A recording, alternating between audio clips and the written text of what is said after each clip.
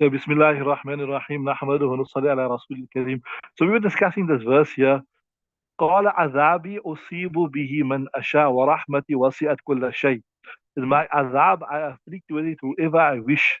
So, look, man, this for your benefit, you're not here yesterday. If you look at the previous verse, at the end of the previous verse, see there, Musa alayhi salam, waktub lana fi hadhi dunya hasana wa fil akhirati. And record for us in this world goodness, and before waghfir lana wa rahamna wa anta khairul ghafirin. Musa alayhi salam made dua that forgive us, overlook our mistakes, etc., etc., and what you call overlook us, etc. Um, so is this azabi usibu? This is this a response, or is this to the dua that, like, you say you ask a question that gives me this or do this for me. You say, look here, I will do what I want to. I will do what I want to. Like, it's my prerogative. If I want to forgive you, I will forgive you. If I don't want to forgive you, I won't forgive, etc. You know what I'm saying? So is this a response to that? That forgive us? And then now Musa is saying, Azabi usibu bihi man asha. Look, my azab, I will punish whoever I want to. I will punish whoever I want to. But at the same time, وَرَحْمَتِي وَسِعَتْ كُلَّ شَيْءٍ, that my mercy encompasses everything. And at the same time, فَسَأَكْتُبُ لِلَّذِينَ, I will record for the ones who fear Allah Ta'ala and they discharge their zakat, وَالَّذِينَ هُمْ بِآيَاتِهِمْ, and those who believe in our signs, right? So, is it a response or is it not a response? You understood the question there, or you understood that explanation rather. Okay, let's look here. Bismillahir Rahmanir Rahim. So I was telling you, the commentators have varied opinion about the above interpretation of this prayer. This verse has no indication of acceptance of his prayer in clear words, as in other cases, the approval of his prayer has been clearly mentioned. So he said, look, if you look at other places wherever Musa alayhi salam made a dua, Allah Ta'ala clearly said, قَدْ أُجِيبَتْ دَعْوَتُكُمَا قَدْ أُوتِيتَ سُؤْلَكَ يَا مُوسَى. But here Allah Ta'ala speaks in ambiguous terms. Here Allah Ta'ala speaks in ambiguous terms, right? So that's why the ulama have a difference of opinion. So the correct interpretation, therefore, is that the prayer of Musa alayhi salam was compromised of two requests. Now let's break it down. Let's examine it. If you look at the request of Musa alayhi salam, the first was of mercy and forgiveness. Look there. First he said, "Faghfir lana warhamna." Forgive us and show us mercy, right? Right. And the second was for writing good for him and his people. And the second was, "Waktub lana fi hadhi dunya hasana wa fil akhirah." I hope you're following with me. Right. What was the first request? To forgive us. The second request was, record goodness for us, right? We're following. The acceptance of the first request is mentioned in this verse, while this, right. Uh, so the acceptance of the first request, which is forgive us, that is فَاغْفِرْ لَنَا وَرَحَمْنَا. That's the first. The acceptance of the first request is mentioned in this verse, while the answer to the second request has been mentioned in the next verse. In response to his first request, you are told Allah Ta'ala does not punish anyone who acts sinfully. He punishes only those for whom he will for their transgression. Therefore, these people shall not be punished. His mercy is so he's saying, look here, we say, forgive me, forgive me. So he said, look here, my mercy is more than my azab. So what is that? There's a subtle indication that, yeah, you will be forgiven because my mercy is more. You understand what I'm saying? So that's the answer to the first request. Are you with me? So even those, or even if we say my mercy is more than my punishment, even if we say you will be punished, but you will not get a very, very severe punishment. So that is the response. You understand what I'm saying?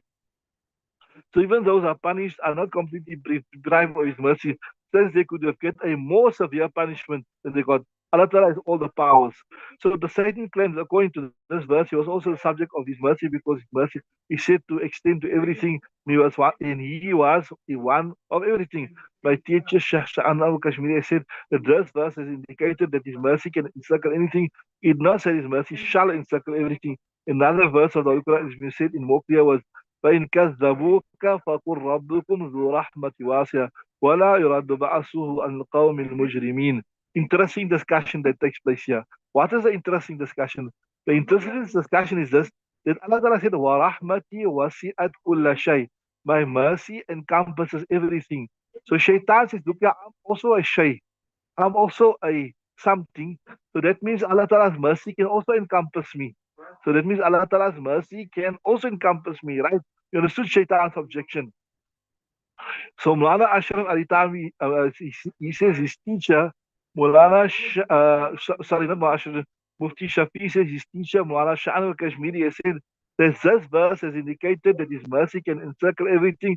It does say his mercy shall. You say, wa rahmati was it, my mercy has the ability, my mercy has the potential to cover everything, but not it will necessarily cover everything. You saw the difference. You say, I can do this, but it doesn't mean I will do it. So what it means effectively is that Allah Ta'ala can forgive shaitan. That even today, if shaitan turns to Allah Ta'ala, repentant for what he done, then he can be forgiven. Are you with me? The verse has indicated that his mercy can encircle everything. He does say his mercy shall encircle everything. So in this is also see another verse, فَإِنْ كَذَّبُوكَ فَقُلْ رَبُّكُمْ ذُو رَحْمَةٍ. If they deny you, then say your Rabb is a possessor of great mercy. وَلَا يَرُدُّ بَعْصُهُ عَنْ الْقَوْمِ الْمُجْرِمِينَ. But his punishment cannot be warded off from the evildoers, right? So it can be forgiven, but does not necessarily mean he will be forgiven. So, in short, the first part of the invocation of the Prophet Musa in favor of these people for mercy and forgiveness was instantly granted. But the second part, asking for writing the perfect favor of Allah Ta'ala in this world and thereafter, was stipulated with certain conditions. That is, as far as this world is concerned, Allah Ta'ala can make His mercy common to all without regard to their belief or disbelief.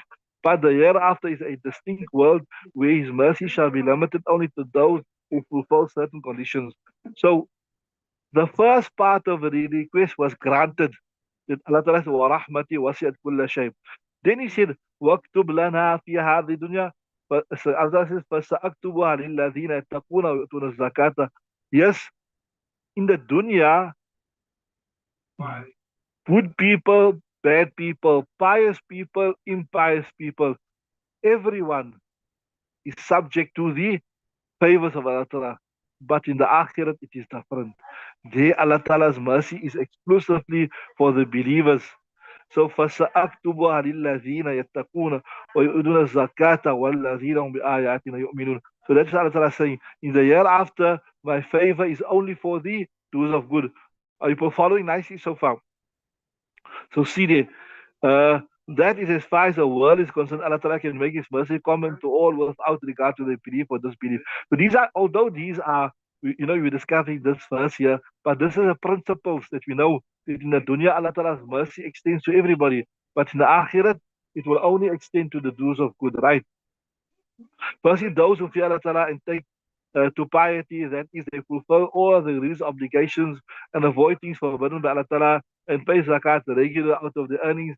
And thirdly, those who firmly believe in His verses without offering any pretenses or false interpretations to them. If these people too fulfill the above conditions, the perfect favor shall be written for them both in this world and in the after. So what Allah Ta'ala is saying is, yes, if you want my favor, then in the akhirat you will have to, or rather, if you want my favor in the akhirat, then you have to do these things here. What? يَتَّقُونَ وَيُؤْتُونَ الزَّكَاةَ وَالَّذِينَ هُمْ بِآيَاتِنَا يُؤْمِنُونَ. Okay, we stop there, inshallah. It is Mishkat 2 now. We'll break there. We'll continue with this. I hope you're following that nicely. You understood what I'm saying? That the first part of the dua that has been granted, the second part of the dua is conditional. That if you want me to record good for you in the akhirat, you have to do good in the dunya. In this dunya, my favor extends to everybody. But in the akhirat, my favor is exclusively to الذين يتقون ويؤتون الزكاة والذين هم بآياتنا يؤمنون. Pretty clear.